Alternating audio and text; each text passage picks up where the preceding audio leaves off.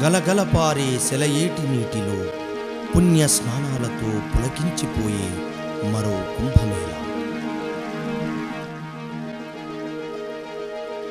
కొండ కోణల మధ్య అందమైన ప్రకృతి ఒడిలో కొలువైన మరో శబరిమల.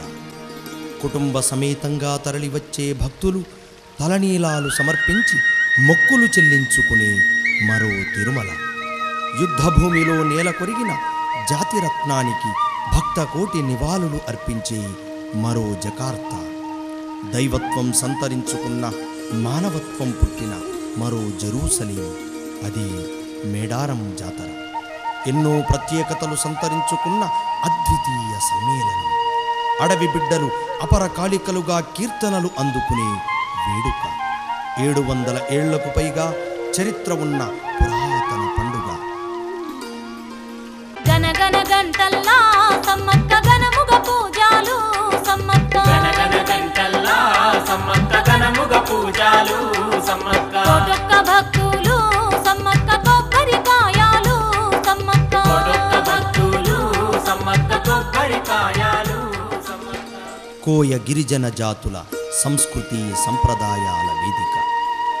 ఏ మతంలోనైనా, ఆ మాటకొస్తే ఏ దేశంలోనైనా పేర్లు వేరైన జాతరలు సహజం. కానీ మేడారం జాతరకున్న ప్రత్యేకతలు, చారిత్రక నేపథ్యం మరే జాతరకు లేదంటే అతిశయోక్తి కాదు. వేద మంత్రోచ్చారణలుండవు, మతాచారాల ఊసు ఉండదు, మత గ్రంథాల ప్రబోధాలుండవు, విగ్రహారాధన ఎక్కడా కనిపించదు. అయినా సరే కోటి మంది భక్తజనం భక్తి పారవశ్యంలో మునిగి తేలుతారు. ఇష్టదైవాలను మనసారా కొలుస్తారు. ఇలవేల్పులకు నీరాజనాలు పలుకుతారు. దైవ సంబంధ కార్యక్రమాల్లో కూడా ఆధునికత చొచ్చుకు వచ్చిన ఆది నుంచి వస్తున్న సంప్రదాయం అనువంతైనా మారని కోయ జాతి జాతర మేడారం. మేడారం జాతరలో దేవతలుగా పూజలందుకుంటున్న సమ్మక్క సారలమ్మలు వాస్తవానికి మనుషులే. తమ జాతి కోసం ప్రాణాలర్పించారు కాబట్టి వారిని జనం గుండెల్లో గుడిగట్టి శతాబ్దాలుగా పూజిస్తున్నారు. వరంగల్ జిల్లా తాడ్వాయి మండలం మేడారం గ్రామంలో ప్రతి 2 ఏళ్లకోసారి సమ్మక్క సారలమ్మ జాతర జరుగుతుంది. మాఘ శుద్ధ పౌర్ణమి బుధవారం ప్రారంభమయ్యే జాతర 4 రోజుల పాటు వివిధ ఘట్టాలు పూర్తి చేసుకొని శనివారం ముగుస్తుంది. 2012లో ఫిబ్రవరి 8 నుంచి 11వ తేదీ వరకు జాతర జరుగుతుంది. మొదటి రోజు కన్నేపల్లి నుంచి సారలమ్మను, రెండో రోజు చిలకలగుట్ట నుంచి సమ్మక్కను తీసుకొచ్చి గద్దెల వద్ద ప్రతిష్ఠిస్తారు. వారితో పాటి పగిడిద్దరాజు, గోవిందరాజులను కూడా ప్రతిష్ఠిస్తారు. మూడో రోజు అందరికీ భక్తులు మొక్కులు చెల్లిస్తారు. చివరి రోజు దేవుళ్ళు, దేవతలు వనప్రవేశం చేయడంతో జాతర ముగుస్తుంది.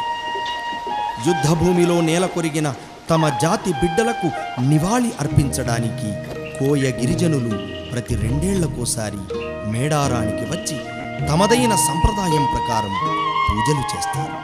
క్రమంగా అది అందరి దృష్టిని ఆకర్షించింది. కోయ గిరిజనుల నివాళి కార్యక్రమం కాస్త ఇప్పుడు 1 కోటి మంది భక్తుల పండుగగా మారిపోయింది. కేవలం కోయ గిరిజనులే కాకుండా ఇతర మతస్థులకు కూడా సమ్మక్క సారలమ్మలు ఇష్టదైవాలైనప్పటికీ జాతర మొత్తం కోయ సంప్రదాయం ప్రకారమే జరుగుతుంది. గుడి మెలగడం, వనం నిర్వహించడం దగ్గర నుండి దేవతలను గద్దెల వద్దకు తీసుకొచ్చి ప్రతిష్ఠించడం, మళ్లీ వనప్రవేశం చేయించడం వరకు అన్నీ కోయ పూజారులే నిర్వహిస్తారు. అధికారులు, ప్రభుత్వ శాఖలు ఏర్పాట్లు చేయడం వరకే తప్ప పూజల్లో పాలు పంచుకోరు. జాతర ఆదాయంలో సైతం స్థానిక పూజారులకు వాటా ఉంటుంది.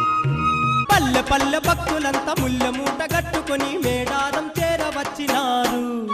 సమ్మక్క మేలైన పూజలు నీకమ్మా. పల్లె పల్లె భక్తులంతా ముళ్ళ మూట కట్టుకొని మేడారం చేరవచ్చినారు. సమ్మక్క మేలైన పూజలు నీకమ్మా. కొక్కోని గూసేటి కోడి పుంజులు నీకు కొబ్బరికాయల ముడుపులమ్మా. సమ్మక్క కొత్త బట్ట గంటలు తెచ్చేరమ్మా. ఆంధ్రప్రదేశ్లోని వివిధ జిల్లాల నుండే కాక మహారాష్ట్ర నుండి గోండులు, ఛత్తీస్గఢ్ నుండి కోయలు, లంబాడాలు, మధ్యప్రదేశ్ నుండి భిల్లులు, రత్తిసాగర్ గోండులు, ఒరిస్సా నుండి సవర ఆదివాసీలు కూడా జాతరకు పెద్ద ఎత్తున తరలివస్తారు. దాదాపు 1 కోటి మంది జాతరలో పాల్గొంటారు. 1996 నుండి రాష్ట్ర ప్రభుత్వం ఈ జాతరను స్టేట్ ఫెస్టివల్గా జరుపుతోంది. గతంలో ఎన్నడూ లేని విధంగా ఈసారి ఆంధ్రప్రదేశ్ ప్రభుత్వం జాతర ఏర్పాట్లకు 60 కోట్ల రూపాయలను కేటాయించింది. జాతరలో నిర్వహించే ఒక్కో ఘట్టం ఒక్కో ప్రత్యేకతను సంతరించుకుంటుంది.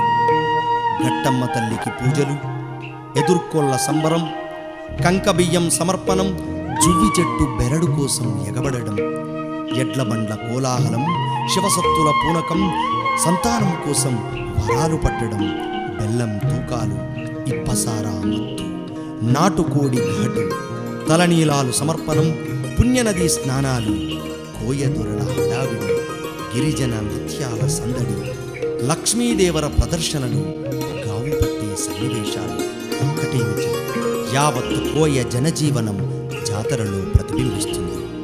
సమ్మక్క సారలమ్మలను గద్దెల వద్దకు తీసుకొచ్చే గడియల్లో నెలకొనే ఉత్కంఠ మొత్తం జాతరకే హైలైట్.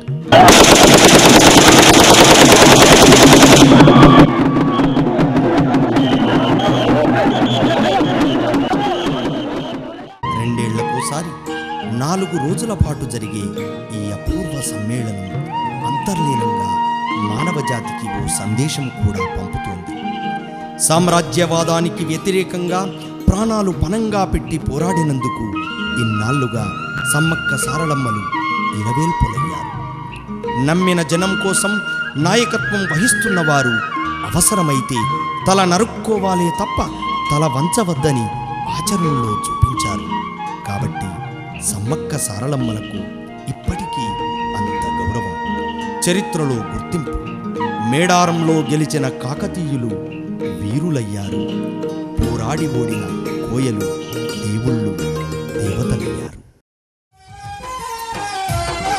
నీ పూజలే చేసేము తల్లి మాయమ్మ సమ్మక్క సారక్క.